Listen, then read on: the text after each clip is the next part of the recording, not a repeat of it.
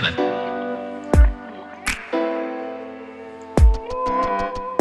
All right. So we're all in. Welcome to the House of Static, where we talk to artists about their art and what moves them, with your hosts, Kilo House in Los Angeles and the Static Dive in New York. Yeah, it's great to have you. We want to introduce ourselves just in case it's the first episode of us people are watching. So I'm Kilo House, the house part of House of Static, and this is Bob. Go ahead. Yeah, how you doing? I'm Bob Smith, and also known as the Static Dive with my music and such. So there you go, the House of Static. This is the House of Static, and what we do here is talk to interesting people about interesting things and what they do. Mostly, generally, with a focus on art and music, but not necessarily music and not necessarily art. And in this case today, we'll be talking to our friend Nik, who is a musician, but also a life coach, and for musicians and for artists. But I'm the last of the three of us that knows much about that. So I'll pass over to Kilo. Kilo, tell us how you know Nik, and then we'll let Nik go. How about that? Yeah, I was thinking it was kind of funny, bro, that Nik was the first person to interview me, right? So it's kind of like karma's caught up to him. Finally, now the teacher is the student or whatever, like I'm getting to give you the respect back that you were the first person to ever interview me. You were the jumping off period of me learning how to be my own brand and say, and Nik actually had, if any of you have seen my Icon interview, Nik had a big part in like making me seem that way, because he actually had to edit the video, if I remember correctly, himself, because they weren't portraying me the way you guys see me, because we don't edit these videos, so you get to see the real me. And Nik knows me well, so he made sure that the video. So Nik was part of Icon Collective, which you guys have heard much about me and my part in that. That video was actually my introduction to you, Kilo, because I wrote about you on my blog before I ever spoke with you. I watched that video to see, who is this guy? And then here we are a year later. Yeah, so Nik worked in the, when I joined Icon, he worked in didn't you work in the media department of Icon, or what do you call that? The branding department? Yeah, that was part of what I did over there. We created, that side of it was, I guess, just marketing, we could consider it. But I helped with marketing, I helped with branding, I taught music business, I taught art of flow. I was basically like a career counselor for the students, helping them get opportunities and gigs and stuff. So I was kind of a jack of all trades over there, but definitely, helping produce the videos. That was one of the funnest things, because that was such a cool creative process. I remember when you asked me and you brought me outside and you were like, bro, I got to talk to you about something. I'm like, oh, fuck, what did I do? I don't do bad things. Or I did something wrong. But then you asked me and I was like, that's dope. So yeah, that's how we know Nik. We wanted to bring Nik in because we feel like he has a very valuable view of the industry and different sides that we as artists, we don't see what Nik gets to see on a daily basis. And we kind of want our audience, you guys, to see that, see the other side of things too. So don't you agree, Nik? Because you're an artist, because Nik plays guitar, he was in a metal band and when he was younger and stuff. And I think, Nik, you can tell me if I'm correct. Do you think it's different, being an artist as seeing it from your point of view? Being an artist in what? In what regard? Do you see art and music in a different way now that you see it from that side too, rather than just the side of I'm an artist? I think there's an important distinction to make, which, for myself, I suppose I could call myself an artist. Right, you're still an artist. I dabble. I'm a hobbyist. I sit down, I'll play the guitar, and I'll produce a little bit for fun. So am I an artist or am I not, right? Where is that line drawn? Because a lot of times I think when we talk about being an artist, what a lot of times people are talking about are people that are pursuing art as a career, Sure. and want to really like even the idea of releasing art and sharing art, right? So I think there's a whole scale and there's a whole spectrum of somebody like myself where like, yes, I'm an artist. I'll tinker around and I'll make some music when I feel inspired, and I'll jam and I'll have fun with it. But I don't have a brand. I don't put anything out. I don't release anything. I don't really share anything. I just create for fun when I want to. And then there's the whole others, everything in between that. And anyone, the other side of the scale is somebody that is like, I'm an artist. This is my career. Just like I identify as I'm a life coach, or I'm a banker, or I'm a scientist. It's like, this is the I am is the identity of what I'm doing as a vocation. Right. And so that's a very wide scale of like everything that could be in between. So when we talk about an artist, it's really like, well, what does that even mean in the first place? Yeah. Well, I like that, everything you just said about that, because I think that like I've had this conversation with a lot of people over the years. My kid is an artist, draws and does like, he did our logo. Right? If you guys like our logo, his son did it. Right. So we have these conversations a lot, and in my opinion, if you make something and you call it art, it's art. You're an artist if you make art, and if you say I made this, it's art. Damn it, then it is. Right. There was a great graffiti artist. I don't know if they ever found out who it was, but it was sort of a Banksy kind of character, right? But it wasn't Banksy; it was somebody else going around the Northeast and just stenciling, like using a stencil that just said "not art." And put that stencil on it, spray painting on anything, right? And awesome. I remember I have somewhere in my photos I have a picture of Kenny Bunkport it's a town in Maine, and that's where the Bushes have a big compound there, the Bush family. And I've been there. I mean, not to the Bush's house; they're not friends or anything. But I've driven by there, right? And you could kind of park on the side of the road and look at the ocean. It's beautiful there. And right by the Bush's house, in the rocks, somebody climbed out to the rocks. So this guy or girl or whoever it was went out with their stencil and spray painted on one of those rocks, not art. And then the whole point of it is to say, like, is that art now? You know what I mean? Like he's saying, like, he's making us question what is art. And I think it is right on. I think go ahead, Nick. I was just going to say, I think that's a great place for any artist, any person that's listening to this right now. A great place to start is to begin the process of letting go of what you think an artist is supposed to be or do or look like or create.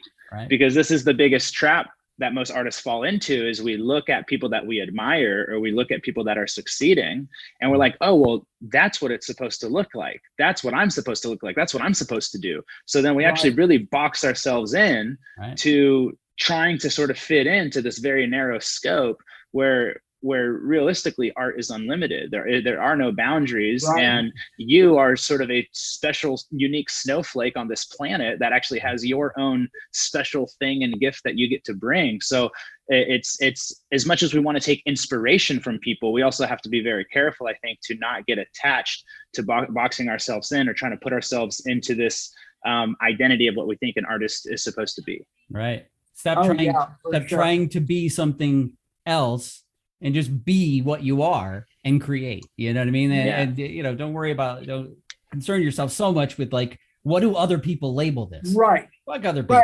This is what I'm doing. Exactly. Yeah. I mean, and the EDM artists, I kind of can attest to that. Like, you kind of listen to other people's music and you think of what you should sound like, because all we do is make sounds in our computers all day. If you guys don't know what we do, we sit on a little laptop making crazy sounds and calling it art, right? But like it takes a weathered veteran to learn to not listen to other music and think I need to emulate that, but to let whatever you make come out of your insides and kind of puke onto the page, per se, of like, this is how I sound as an artist, type of thing. Well, there's also another angle to this though as well, which is like, when you're starting out and you are just you're just learning your chops. It's like when you start learning the guitar, you usually don't just start making up your own songs from day one. You learn your favorite band's song and you're like, oh, cool, I can play this like Metallica riff, or I can play, you know, whatever that first song was that you learned. And then you build from there and you kind of formulate your own style eventually. And I think it's the same thing with producing too. It's like, okay, well, you learn some of the math and science and some of the rules and some of the familiar sounds. And it's like, okay, cool. Let me like just learn what the hell all these buttons do. Before I need to like totally, you know, I can't actually express my own voice and express my own sounds until I learn the technical aspects. And so actually, kind of emulating and copying other people in the beginning just to learn the technical aspects is great.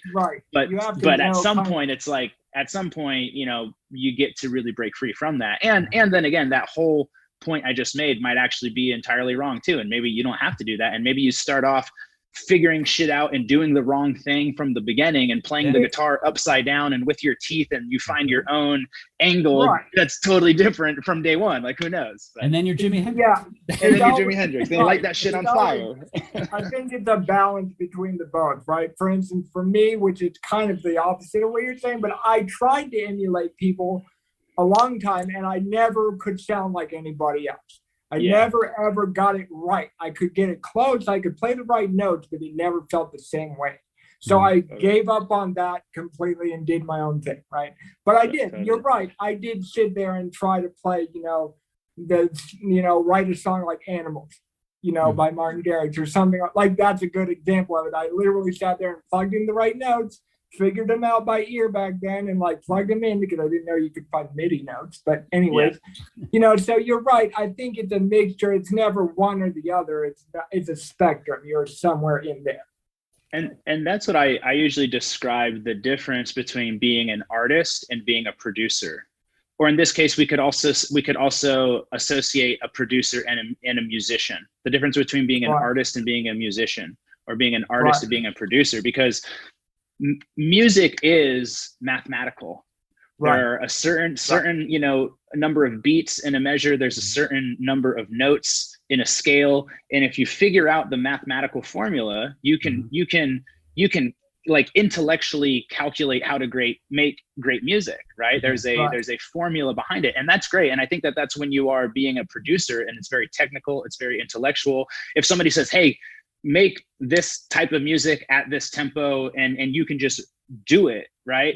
Cool, you're great. Or if somebody gives you a bunch of sheet music, as a good musician, you can look at the sheet music and just play it exactly how it's supposed to be played. And that's beautiful. And that's so rad, and it's so important. And people have great careers being producers and being musicians. And the difference is, when you are an artist, is you are actually really creating something from your heart and from your soul that is uniquely yours. It's self-expression. It's something that it's not the math and science anymore. It's not just coming from the head and the mind anymore, but it's coming from your soul. It's coming from your emotions. So I like to break it up, and it's like, in order to be a great artist, you also should be a good producer, a good musician, and really know your craft as well. You don't necessarily have to. I think there's also great artists out there doing, really weird, crazy shit that aren't actually technically proficient whatsoever.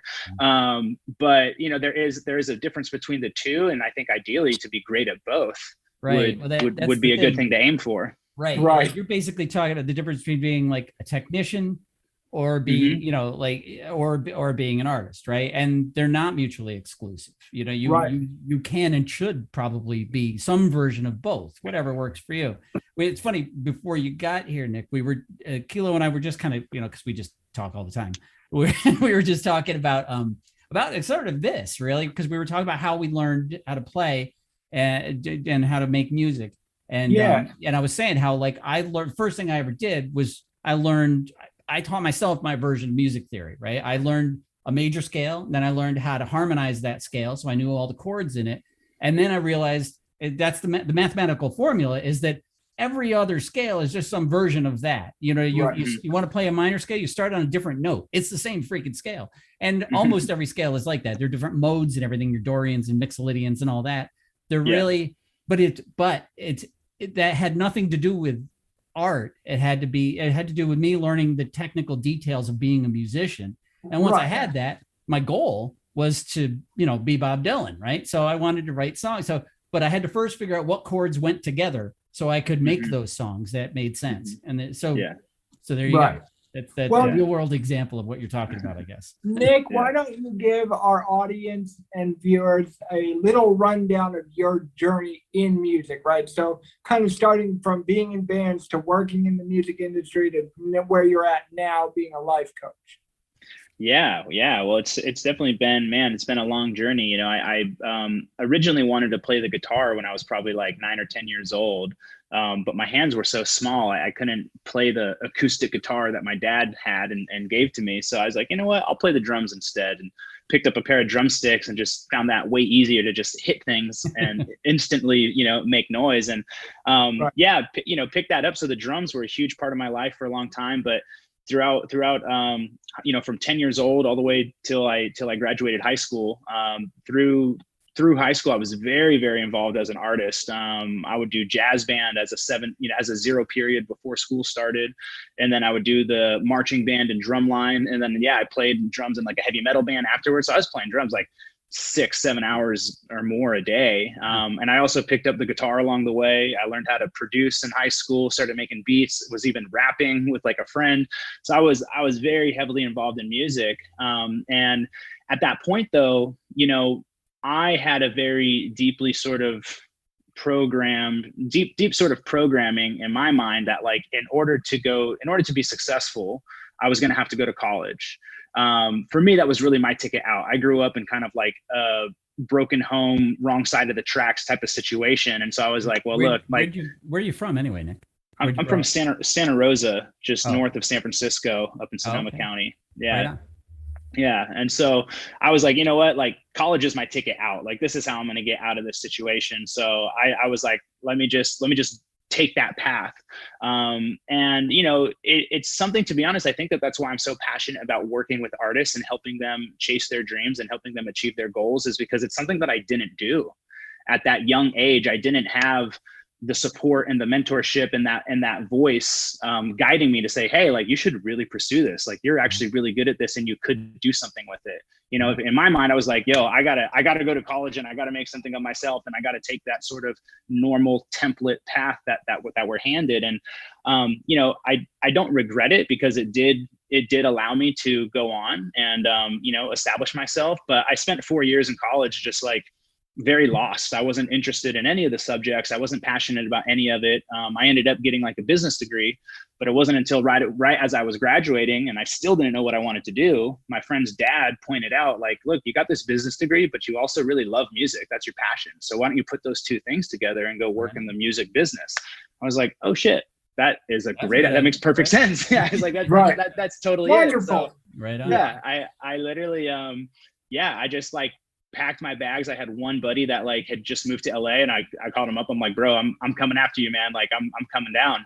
And moved to LA. Yeah, didn't know anybody, but just kind of hustled and networked. Like, I'm a very social person, and especially at like 22, I was just like such an extrovert and was, you know, all into just down to network with anybody, and just kind of hustled my way in, got my foot in the door at Capitol Records. And so that's where I started my career. And it was a huge opportunity. Got to work for like a really big executive there, got to meet, you know, a ton of people, make a ton of relationships. And I was always like a rock guy, but after moving to LA, like, I had started listening to electronic music. Just, I don't know even how that started, but I just thought it was cool. It was like trance music and stuff, like, started catching my ear. I think as like a metalhead, I was into a lot of like European melodic based type of like death metal. And I actually found that transitioned actually very much into the you know, European trance type of stuff. Say, that's a pretty easy slide from the Euro metal to Euro techno stuff. Exactly, because it's very technical and it's very melodic. And so to me, I was like, this is just like electronic version. They're doing it on the guitar. These guys are doing it on synthesizers, but the melodies were what were really attractive to me. So I'd started listening to dance music, and then you know, living in LA, it really was like one of the biggest like electronic music hubs. And this is 2008, 2009, like right before the wave really hit. So on the one hand, I started going out to raves and started going to shows and really getting immersed in that culture. And then at my day job at Capitol Records, our parent company was based in Europe. It was EMI. So they were actually ahead of the curve on this electronic music thing. So they signed David Guetta, they signed Swedish House Mafia, and they had a merchant touring deal with Deadmau5. And so all of a sudden we had these projects popping up for us to start working in America. And I was like the first one to raise my hand. I'm like, oh, I'll go help with this Swedish House Mafia, thing. I'll go work with this David Guetta guy. And everybody else was like, this shit is weird. We don't know what this is, like what this electronic music is. So I earned myself the nickname Fist Pump at Capitol, because I just be like, listening. Every day I was just like getting so into it, and everyone thought I was crazy. But 2 years later, DJs were the new rock stars. And and so I left Capitol because I was like, this is really what I want to do. I want to get into this like electronic scene. And so worked with like a couple different managers, got my feet wet, managing acts. No one ever really big. Like I worked with the manager of the Black Eyed Peas for a little while, but I was working with just kind of some of the smaller artists. But then that was when I met the owners of Icon Collective Music Production School. And, at that time I was really calling in, like I was having fun managing, but it was also the whole, there's a lot of drama and politics and ego and the sort of dark side of like the industry of just like, I was like babysitting drunk DJs, I was like, this isn't really actually what I was wanting to do.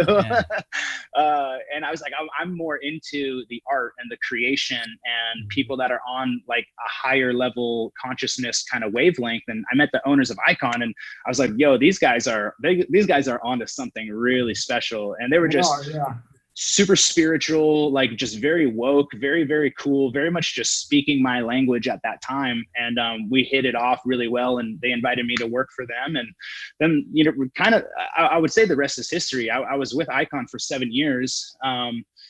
Over the last couple years, the big transition for me, I came in as a music business guy. That was kind of why they brought me in. They're like, hey, you know the business, so why don't you come in and teach the music business classes? I like rewrote the entire music business curriculum. So I was always kind of like the industry guy at Icon for a long time.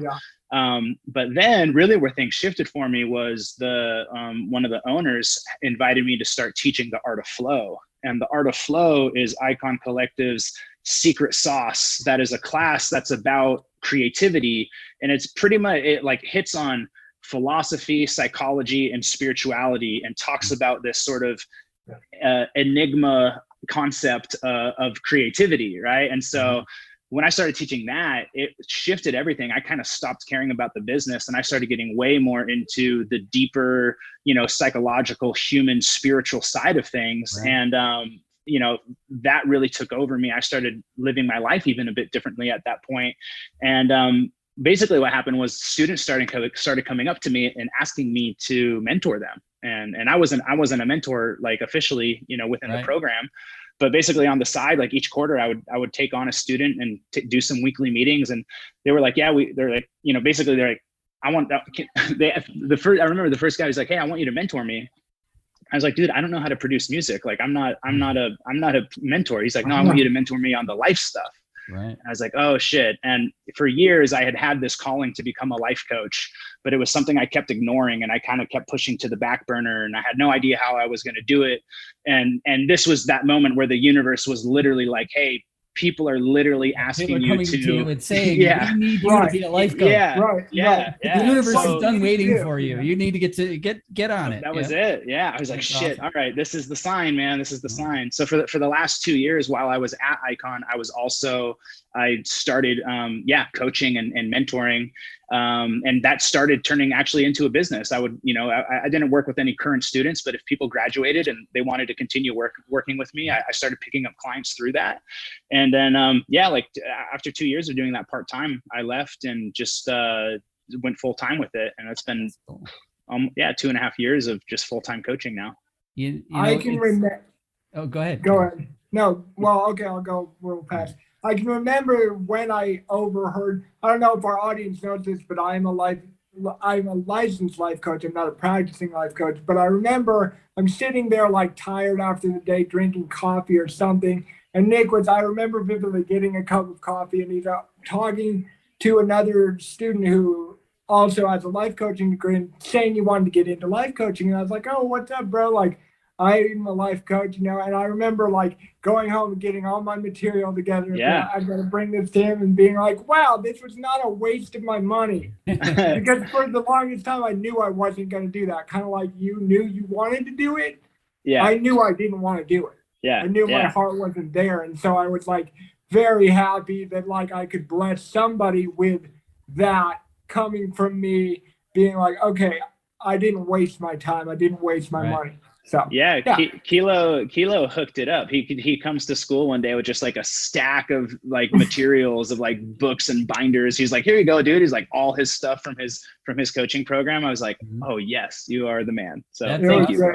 You know, one of the things that that one of the big reasons I think that kind of drew Kilo and I together to be friends to begin with is a lot of what you're talking about. So we have a similar philosophical views on a lot of things, right? And right in line with a lot of what you're, because I'm a lifelong sort of amateur Taoist, right? And I'm big into Taoism, always have been, and cool. And then later, obviously Zen Buddhism, which is it's just Taoism and Buddhism kind of smashed together, you know? Oh yeah. And so like, and I know like before we talked to you, you know, did a little research. So I watched a couple of similar interviews like this that you had done, right? And I watched, there was one thing where you were talking to, I don't know what it was, but it was like 5 or 6 different people you were talking to.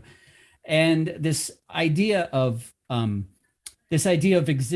well, it kind of back to the beginning of what we were talking about, and also just what you just described, it really kind of clicked with me.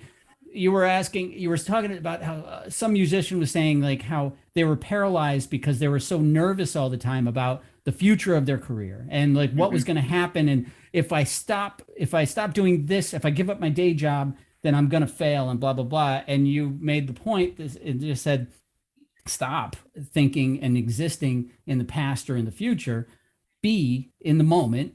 And which was, you didn't say the word Zen, but this is Zen Buddhism. Exist in the moment and do the thing you're doing and do it well. And that's what you need to do. And that's how you, whether you succeed or fail or whatever is irrelevant.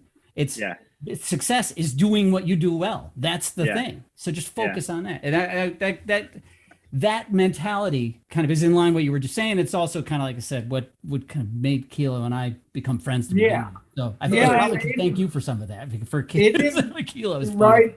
Isn't that one of the tenets of Buddhism? Like, if you're a street sweeper, be the best street sweeper you possibly can be. Like, whatever you do, do that with all of your energy. And that's kind of what I think you guys are talking about. It's kind of, if you're going to be an artist, give it all to that and don't give in to your worries. Because I know I used to have anxiety and stuff, and I had to realize my worries aren't ever going to be, never going to play out the way I think they're going to. Right. It might be worse. It might never happen. Yep. But like anything good, when you think that you're going to have the best date of your life, it's never going to turn out that way. It might not be bad. It might be better than you thought it could be, but it's never going to be the same, you know? Right. And I think that's one thing Nik probably can talk about this more, but that helps you not be paralyzed. It's like not going, you know, into that place where you're like, oh no, like, what is it going to be in the future? Like, exactly what Nik was saying. No matter what, you're going to be wrong. You're going to be wrong in the future. Right. You're never right. It's hard though. Anything's going to be. It's hard though. I teach this stuff, I practice this stuff, and it's still fucking hard. Like just being human, you know, we have this part of our brain that, and it is the ego. It's the self-protective mechanism that is like on the lookout for danger. It's like, I want to try to find any potential danger so I can protect myself from it. Right. And so, you know, and I think when we were, you know, whatever millions of years ago, when we were like primitive still, there was danger to look out for. Like we developed that very deep intrinsic part of our brain to look out for saber-toothed tigers and danger in the jungle, right, or whatever. now we don't have that, but that part of our brain is still there. So we're still looking for danger. And since we don't see it, we just create it. It's like, oh, well, this could happen. Right. This could happen. Right. So I better not take any risk. I better not take any chances. Let me just play it safe, because I might fail, or I might get rejected, or I might, whatever. We still have it. We all still have it. And it's a hard thing. It's like, I don't know. I'm working on it. You know what I mean? Like, I think maybe if I climb on a mountaintop and like meditate for 10 years straight, like maybe I'll be able to conquer it. But we're all still human. And that is a thing. As much as I help people work on this, I also do remind people, like, hey, it's shit's going to happen too. Like, we are human, and we have fears and concerns, and like our brain does really weird, crazy shit.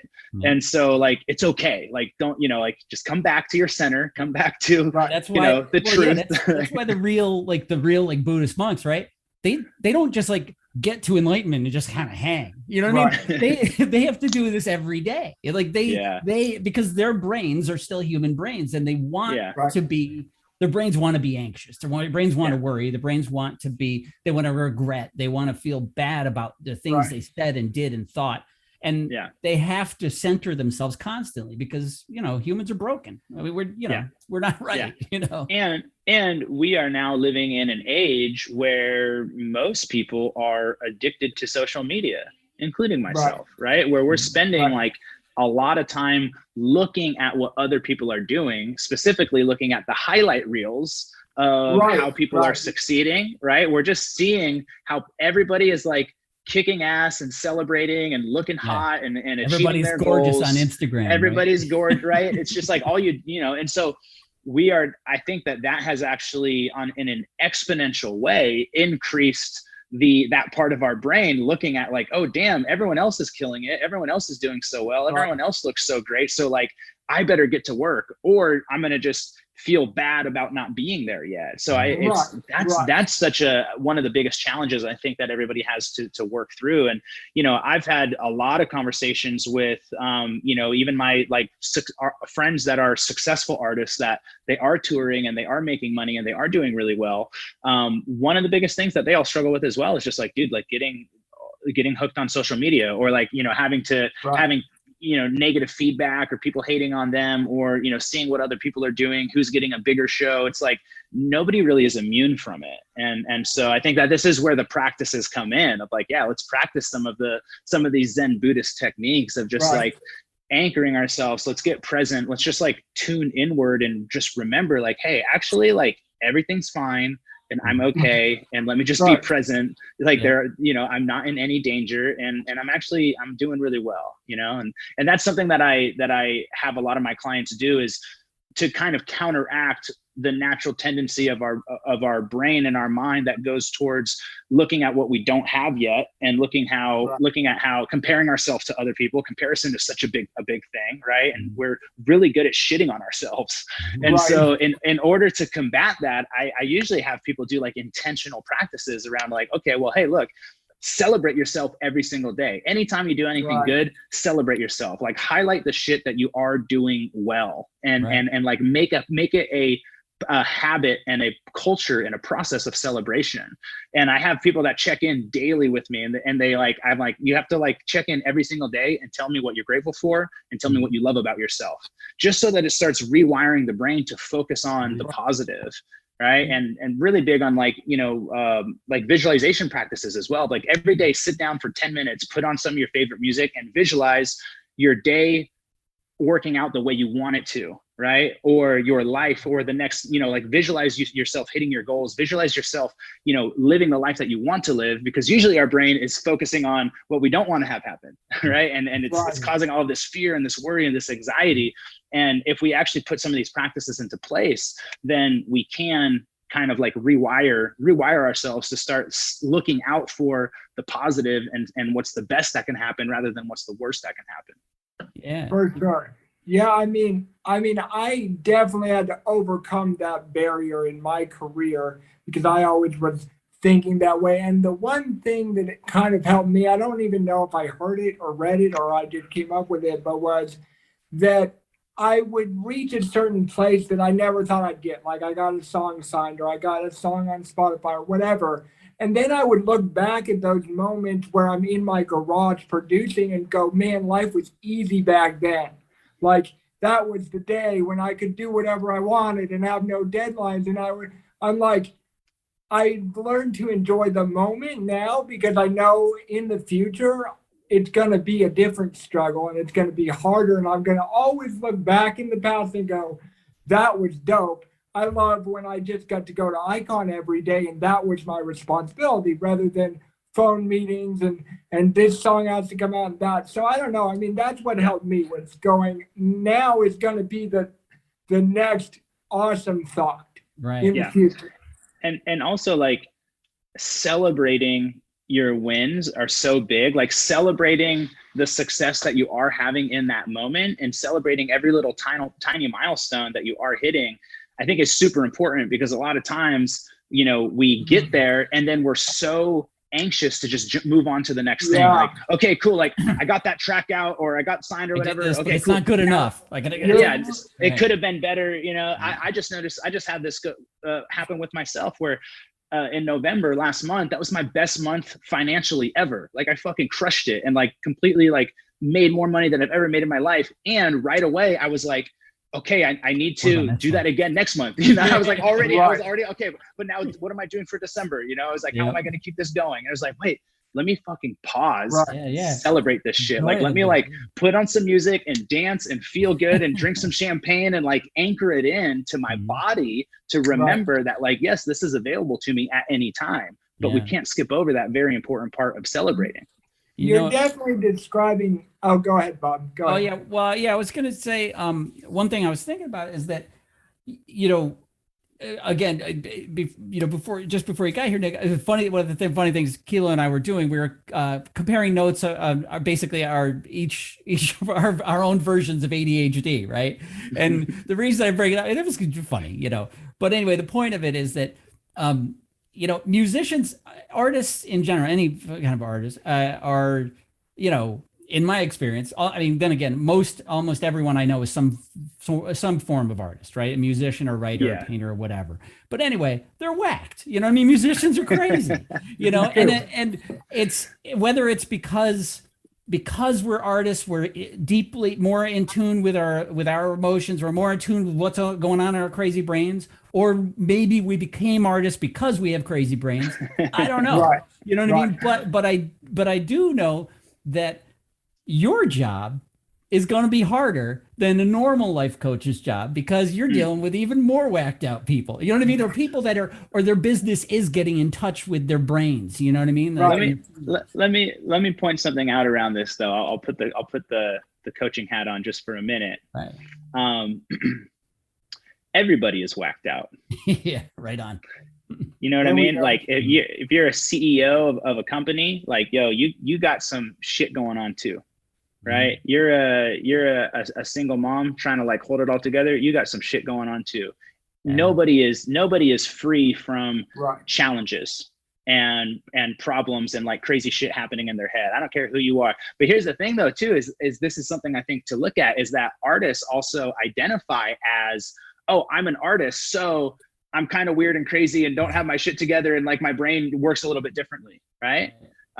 This is almost like a crutch. It's like a crutch. It's like the sort of perpetuating stereotype that a lot of artists actually adopt. But what if we broke free from that and let that go? One of the biggest things that hold artists back is the idea of like a starving artist, of like, oh, well, because I'm an artist, I'm supposed to not be, you know, very financially successful, or I'm supposed to be a little bit crazy, a little bit weird, not really have my shit together, be a little bit messy, be a little bit promiscuous, or whatever this idea is that we attach to artists, which is just some external programming, you know? So my invitation is like, well, let's actually just let all of that go. Because underneath all of it, everyone's human. Everyone has their own weird, fucked up shit that they're trying to work through anyways. Right. But this is one of the greatest things. And I take this away from, Julia Cameron's book, The Artist's Way, is a really, really powerful, like 12-week, workbook and course that she created. But a lot of it is around like, how do you see yourself as an artist, because our identity is really, really big. If we see ourselves in a certain way, we are always going to align our lives and our reality to back up that identity. So when we actually start working on this deeper level of changing our identity, how do we see ourselves? Right. Like you have to see yourself as being that really successful person that has their shit together and is killing it, if you ever want to actually be it, right? Because you can work on the actions all the time, but if underneath that, your self-image as an artist is someone that is still like, I'm a little bit weird and crazy and don't have my shit together, then like, it's always going to be kind of like out of alignment. Yeah, it's funny. It's funny you say it. So what that makes me think of, right, is that so for instance, like I'm pretty old. I'm older than both of you guys. I'm 51 years old. So I've been, and I've been both a professional musician, and this is what I do now. I'm a writer and a musician. That's what I do for a living now. But I've worked in the corporate world for a long time, and had a good job and everything.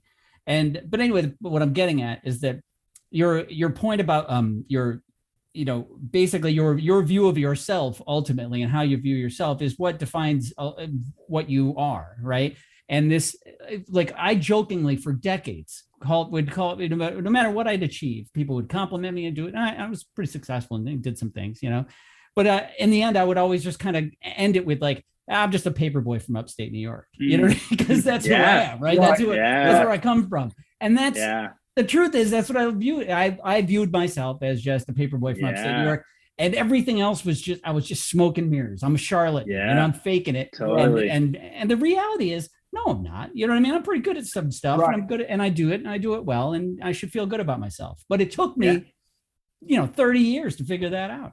Yeah, no, I'm working through, and this, I think a lot of this does all stem from childhood, right? Like for a lot of us, for me, I'm a poor kid from the other side of the tracks. There you go. Yeah. And that's some deeply rooted identity that I'm like very consciously trying to work on breaking through. Right. Cause I'll even notice that, like, even when it comes to like success or finances, like I'll get to a certain point, but then it's like a thermostat where it's like, okay, if you believe you are a certain type of person that only deserves a certain amount of success, then even when you start to get more, you will unconsciously sabotage yourself to come back to wherever that thermostat is set. So if you're just a paper boy from New York, then like you could have like the biggest opportunity waiting for you.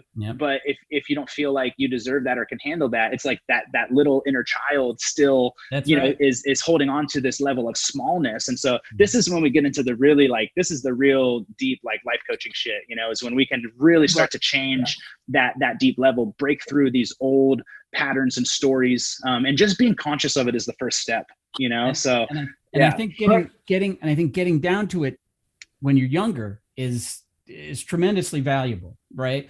So for instance, I've my kid, my 17-year-old son is an artist, and battery's running. Oh geez, how am I? Hold on.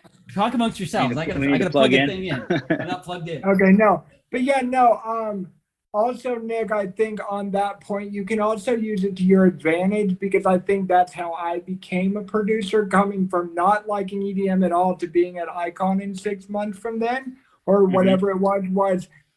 I said to myself, I want to be a producer. So I identified what I wanted to be. But then I said, what would a producer do in this instance? Even though I didn't necessarily know the right answer, I started thinking in every way of my day, should I eat this? Is that what a real producer would, even to the little things of when I slept. I thought, if I want to be a producer, I'm going to emulate the lifestyle of what I want to be. So you can also use that to your benefit of like figuring out, don't make a new wheel if it ain't broke, whatever the saying is, don't reinvent the wheel, right? Yeah. Sure. Yeah. Don't reinvent the broken wheel. Yeah. So, you can use it to your own benefit as well if you have the mindset of doing that, of like, I literally faked my way into being a producer. I just thought of being a producer all day, and so I eventually was a producer. Yeah. So, right on, man. And like I said, I guess what I was getting at is that the the idea that you did that young, you did that in your 20s, and that's immensely valuable, because let me tell you, it's hard to figure things out on your own for a few decades. You know what I mean? Issues, drinking and everything else. I don't do any of that anymore, but you beat yourself down. You know what I mean? It reminds me of, you ever heard of the band The Replacements? They're a rock band from the 80s, and they're like my favorite band ever, but they're just grungy kind of, punk rock kind of, but the lead singer, Paul Westerberg, is like a genius songwriter. Anyway, the point is, they're famous for sabotaging themselves. Like, they were like this band that just, they were, all the critics, all the people that knew something about, like, alternative rock in the 80s knew that the Replacements were the best band around, but the Replacements thought they were losers. And so they every time they got on TV, they got wasted before they got on TV. So they just sucked, you know what I mean? And every time they got a top 10 record, they get arrested or something, they just wrecked everything every time. And it's this, and they were learning the wrong way, the hard way and it took it too long. You know what I mean? And eventually they fell apart. So think about, for every successful artist that we know and love, think about the 100 others that were probably just as good, but didn't believe in themselves, or sabotaged themselves in some way, or didn't just, have the support that they needed. It takes a lot. It takes a lot to make it work. But the one thing that we can all definitely work on is our belief and how we see ourselves. Like I like this idea that you will see it when you believe it. Because usually people say, "Oh, I'll believe it when I see it." All right, if I see it, okay, then I'll believe it. But like, no, you will see it when you believe it. So start working on that belief. You believe it, make it a reality. Like Kilo was saying, like, okay, I believe I can do this. So like, who do I need to be? What does a producer think like? What kind of thoughts do they have? What kind of habits and actions do they take? Right. But like, getting anchored into that belief is such an important part. You can work on all the other shit, but if you don't, a lot of times, this is literally like day one where I start with people is to kind of unpack, like, where's your level of belief? You can build all this other stuff and take actions all day long, but if the belief isn't there, you're building on a faulty foundation. And you're not just convincing yourself to be a workhorse and learn the task. I mean, you are doing that, right? But you're also unlocking, like, the talent and the brilliance that you or yourself are kind of suppressing by being just a kid from the other side of the tracks, or a paperboy from Cedar, right? So like, Kilo didn't just become a producer. He's badass. You know what I mean? He's great. Really, it's true, man. You're freaking great. And that's the thing, is that, like, people are brilliant. You know what I mean? The average Joe on the street, if you really pick the right part of his brain, he's genius. You know what I mean? You just got to get that genius, that spark, and get there. My belief is that there, like, on a spiritual level, like, no human is born onto this planet that doesn't have infinite potential and doesn't have inherent genius and inherent greatness. It's like, at the deepest soulful level, every single, child and baby, like, the minute that they're born, they have infinite potential.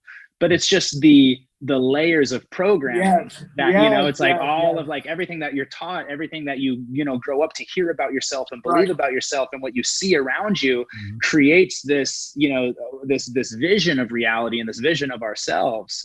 But the truth of that inherent genius, that inherent greatness, is still inside everybody. So that's what a lot of what my work is about, is like, let's peel these fucking layers back, and let's, like, re-scramble the eggs and rewire this thing so we can get reconnected with the truth of the infinite potential and possibility that every single human has.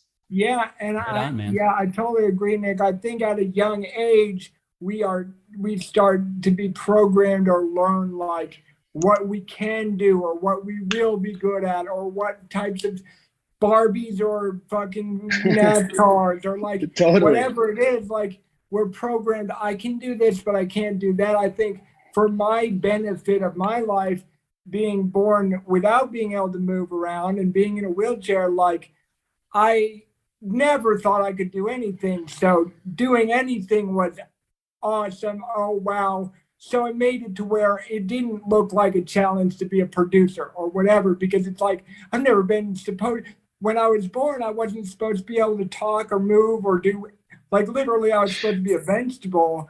And to go from being a vegetable in everyone's mind to being this producer, you know, sitting here talking with you today was all things I was never going to do. So I never had don't forget drummer in a hardcore band in the middle of it. Right.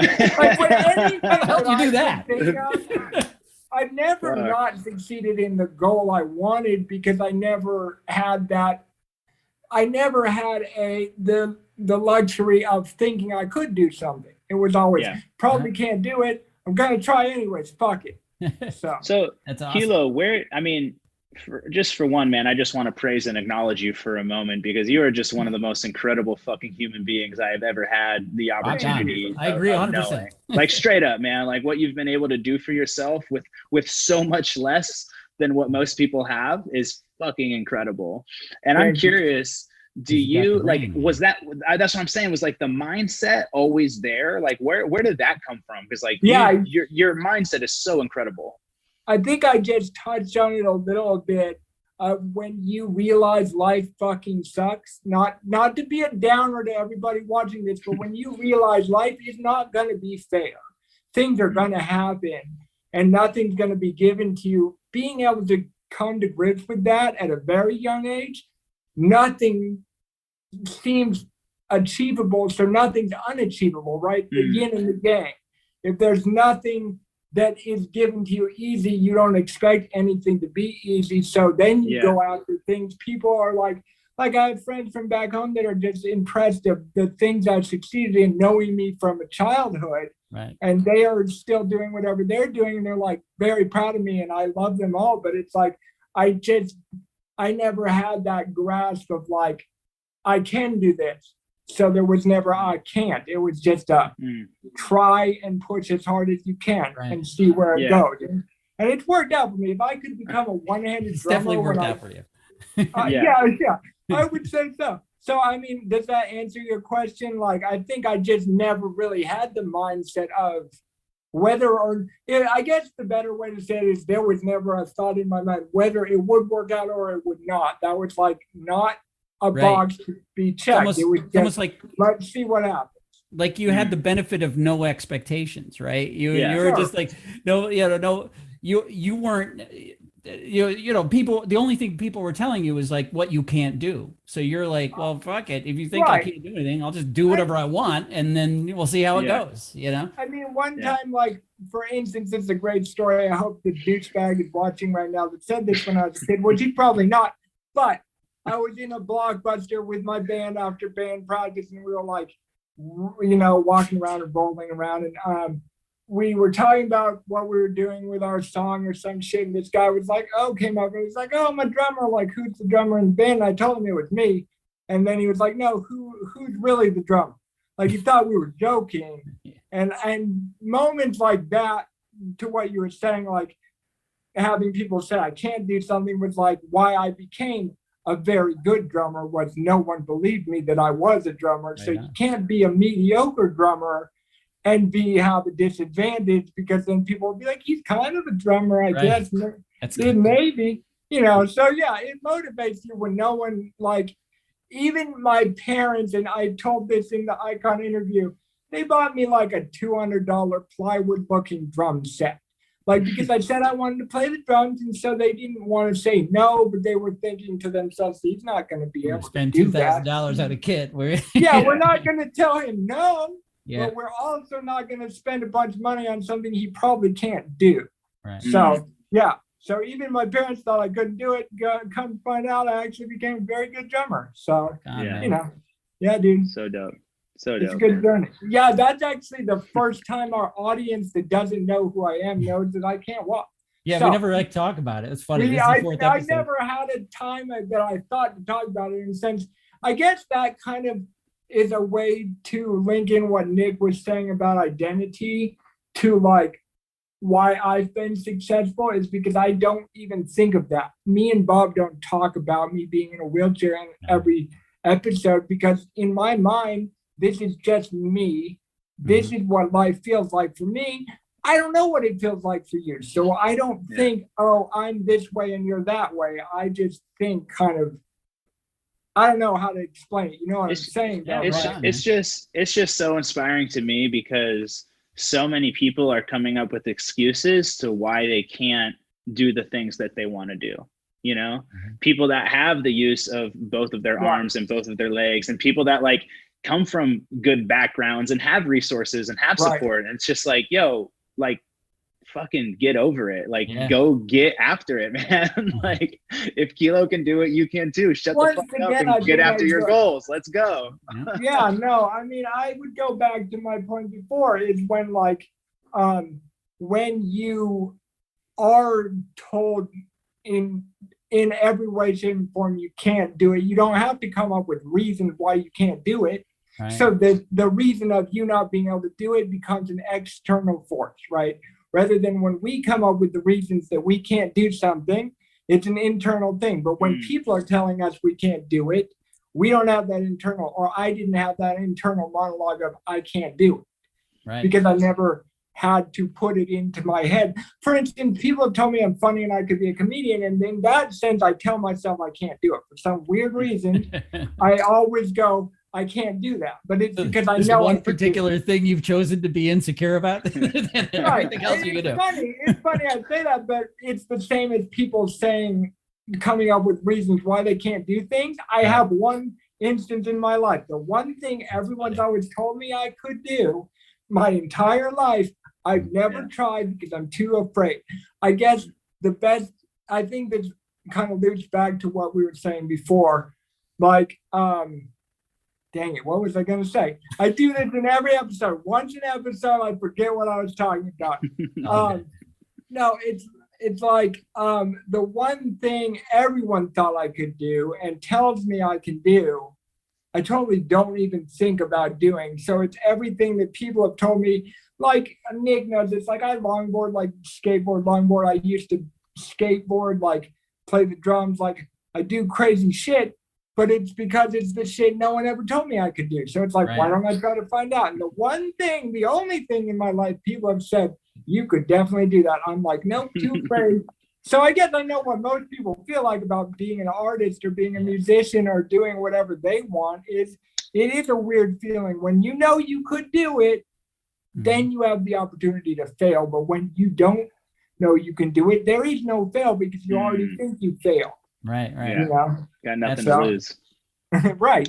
That's a great way to put it. I have nothing to lose in any endeavor I make. You know, it's like I was born and lost. I already lost the game. So why don't I, like the teams that play like through the game, like, and they're like the Jets or the Browns or whatever, and they suck. But they play through the game and they do these really fun plays and they do all this cool shit because they know they're gonna lose. The game is over. It's 40-0. Yeah. Now let's have fun. And might as well do some backflips while we're on. Yeah. So I already lost. Now let me enjoy my life. Let me have fun because I already know I lost. Yeah. Okay. Yeah. That's cool. Yeah. There's a lot in what you said, and I think it's and if somebody could just people want to like kind of pick apart sentence by sentence some of the lessons you teach there, it's pretty impressive. One thing I think about too is Kilo and I have we bonded on a number of things over the last year. We've known each other for about a year now, and one of the things is both of us are very close to our parents. Right. And I think that's I'm not kidding. I grew up poor, like you, Nick, and it was just a paper boy from upstate New York. But I had my father who's passed away and my mother's still alive. And they always kind of, when literally the world had no expectations for me, I didn't have your disadvantages at all, Kilo. I'm not trying to compare, but I'm just saying that. But I didn't, I was smart, but I had no money. That was my story, and my parents were just like, we can't help you, but you can do anything you want. You're capable of anything. Right. Like, all right, well, shit, I'll just go rock on, Yeah. But so I don't know. There's, I guess it's that freedom. I guess what we're getting at is that trying to find the freedom to be yourself early on and then just kind of dive in. And that having that voice of your parents saying you can do it. You can do anything that you want. Yeah. I think that that's one of the most important things. Like I would rather have that than have grown up with money, but Right. have parents that said, oh, you'll never be anything and you can't do anything, which unfortunately, it's a lot of what a lot of people have heard, right? And especially artists that are going against the grain of what their parents want them to do. What do you mean you're not going to college? Right. Yeah. Exactly. Like, oh, you want to do that? Like that's so competitive. You'll never succeed at that. Right. And so that's the poisonous thoughts that get implanted in our mind. And that's where the work is to be done, is to try to combat those thoughts and try to replace those thoughts with those, more like with which actually is more aligned with the truth that like, yeah, you actually can do anything. Anybody can do anything. And the only thing that's stopping you is you and that little voice inside of your head, So, yeah, we got to work on that stuff. 90-year-old Captain Kirk just went into space. 90-year-old Captain Kirk. Right. Yeah. If that freaking old guy could go to space, then you can do anything you want. And and that's a great point. Like, it's never too late, like if you want to be an artist and you're 65 and you have a dream that you never went after, like fucking go for it. Like, why, as long as you're still alive and breathing, like you've still got time to go for it. And that's probably one of the biggest things. I see people that are like young, that are still in their 20s, and they're like, oh man, it's like, it's too late for me to be an artist, You're like, what? Just because you're not like 16, you're not 18. They see other young people succeeding and they think that it's too late for them. And that's one of the biggest challenges I think a lot of our artists go through, is feeling like, oh, it's too late. I'm too old. Tell them to give me a call. I just got a record contract at 51 years old. So rock on. Even at my age, sometimes I think that way, even though it's not true. And I know it. I think like, oh no, do I know what the new cool thing is? Like, these kids know way more about social media than me, blah, blah, blah. Am I going to be able to succeed? Which I am, but it's like, even my age, and I'm only 32, I think like that. I do think like, oh shit, like, am I too old? Is EDM for 20-year-olds? Like, which I'm wrong. You mentioned David Guetta, fucking Tiesto's like fucking ancient now. Like, and those are like the best, Right. So Guetta fall into that. Guetta was in his 40s when he got signed, and when I started working with him at Capitol Records, like he was in his 40s already, So all you little 20, 30-year-old somethings, shut the hell up, get to work. Get to work. Get on that grind today. And Kilo, you mentioned this also, though, like you said earlier, like, well, shit, I might as well have fun. And I think that's another really important piece of it as well, is like having fun. That's something I'm trying to get more connected to as well. Like, I get so serious.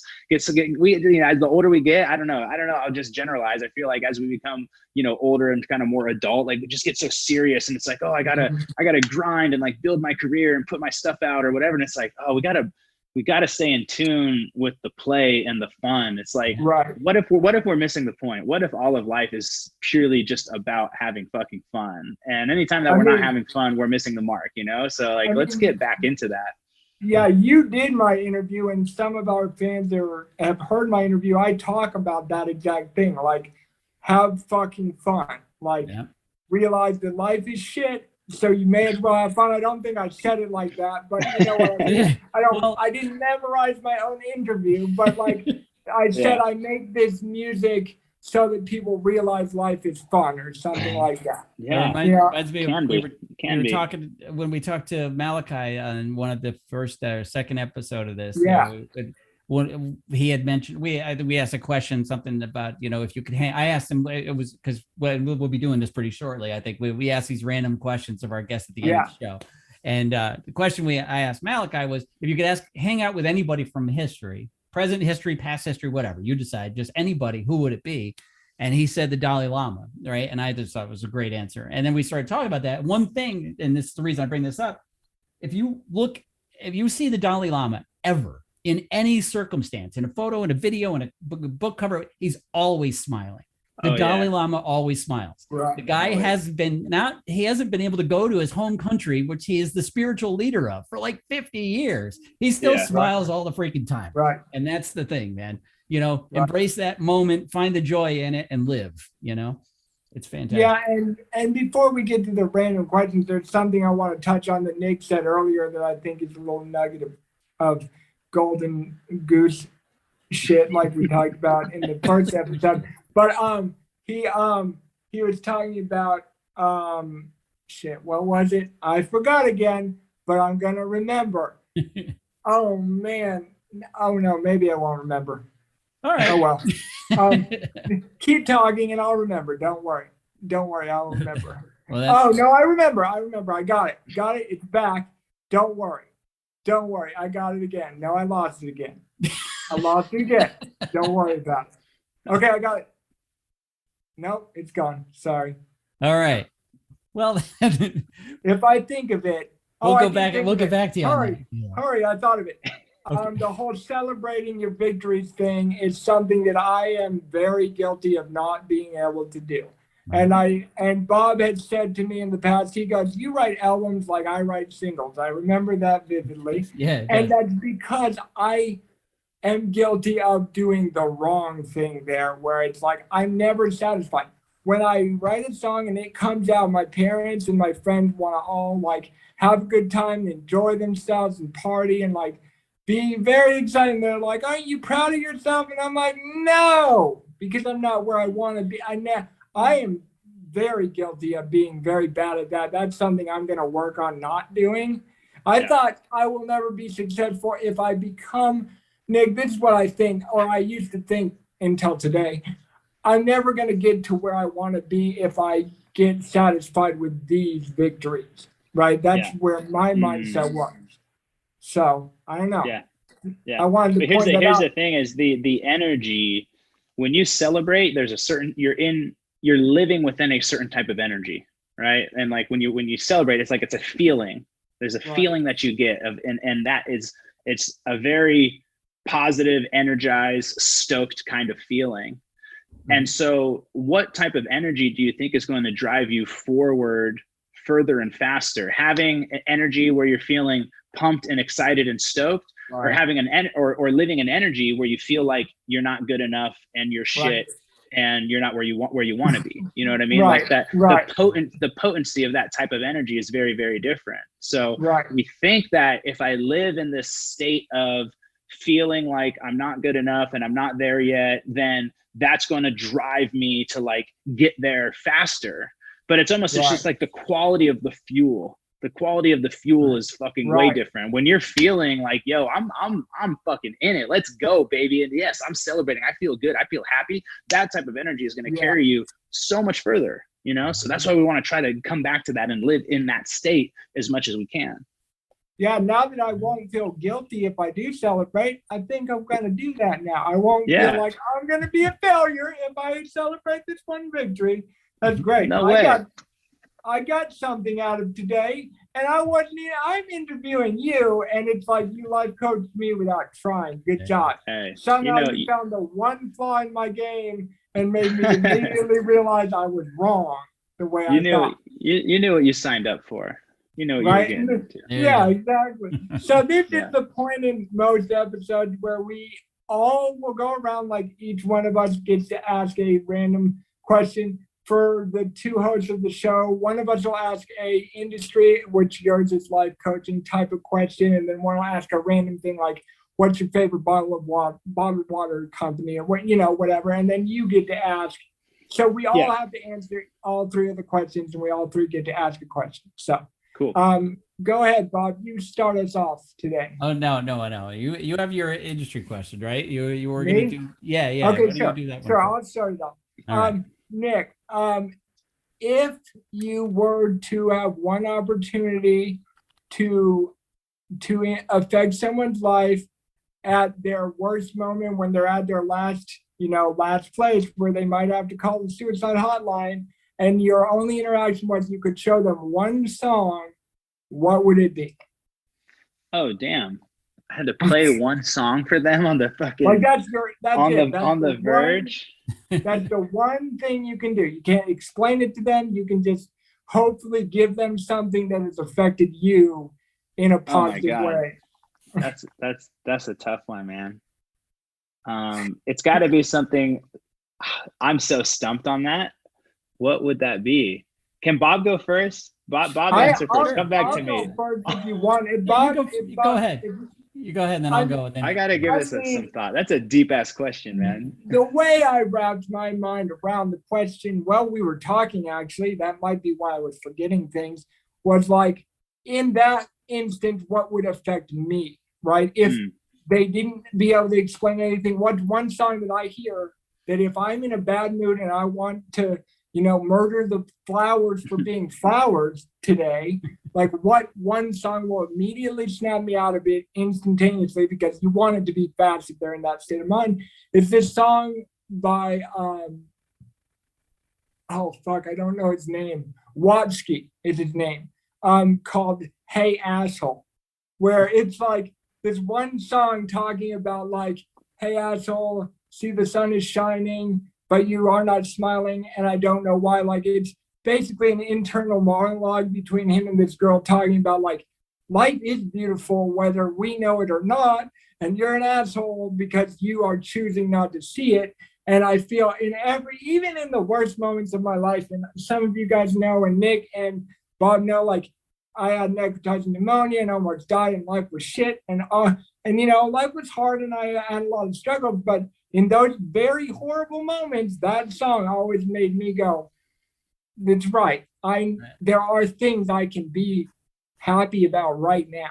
So there's my answer. Go look up that song by Watsky, Hey Asshole. So I've got mine as well. Mine came to me, which is I don't even know the name of the song, but that Bob Marley song that's like, so baby, don't worry about a thing. It's every little thing gonna be all right. Yeah, it's called Three Little Birds. That's right. Three Little Birds, and it's the reason it's called that is because if you see three robins or something on your front yard, if you see three robins, it's supposed to be a good omen. It's a good luck. It's everything's gonna be all right if you see three little birds. So there you go. That's what I That's a great choice, man. That is a great answer. That would definitely help me in those moments. Right on.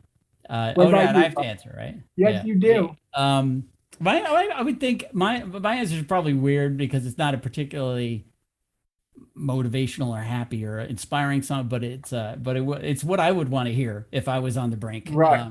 Is Bob Dylan, "I Shall Be Released," which is again sounds funny because it sounds like but the idea that if you're not familiar with the song, it's one of the greatest songs of all time, and it's basically Dylan singing from the perspective of a guy in prison, but it's metaphoric. You know what I mean? He didn't actually go to prison, but he's looking at, and he's any day now, I shall be released. And he's like, I see myself, I see my reflection, beyond these walls and things like. And basically it's that. It's like everything is hell, but I'm gonna be over that wall someday. You know what I mean? Right. And that's probably what I would choose. Perfect. Yeah, that's great. It would probably fail. It would probably only make me happy, and it would probably make somebody else want to kill themselves. If I'm gonna say a song called "Hey Asshole" is what I think might be coming up, automatically just by the name, you're gonna go, "That's not gonna help me. Go fuck yourself." But it would. So there you go. Go ahead, Bob. It's your turn. Oh yeah, so that's my question. I do have one. All right.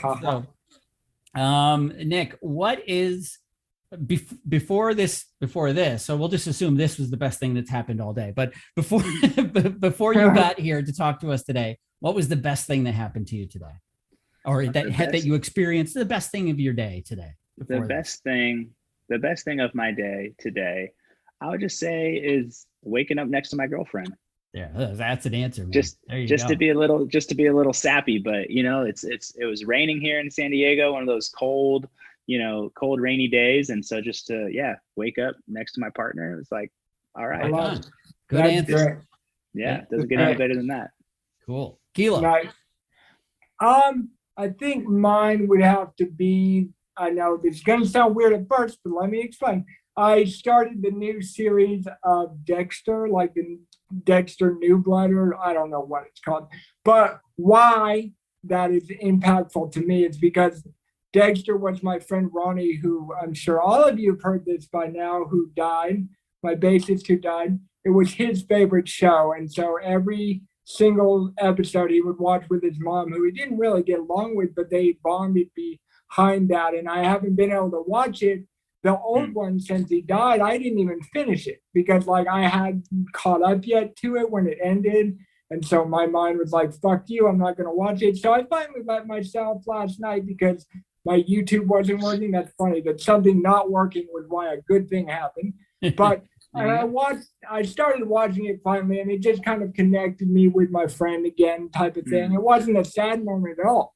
It was like an exciting, like, you're dead. Obviously, you don't get to watch this. I don't think. If they have TVs in hell, maybe you're watching it. But like, I get to watch it, so I should sit here and enjoy it, you know, because you don't necessarily get that chance now. So that was a very good moment to realize I can do things that remind me of him, and I don't have to prepare myself with a box of tissues and a bunch of chocolate ice cream. Right. So, cool. Right on. What about you, Bob?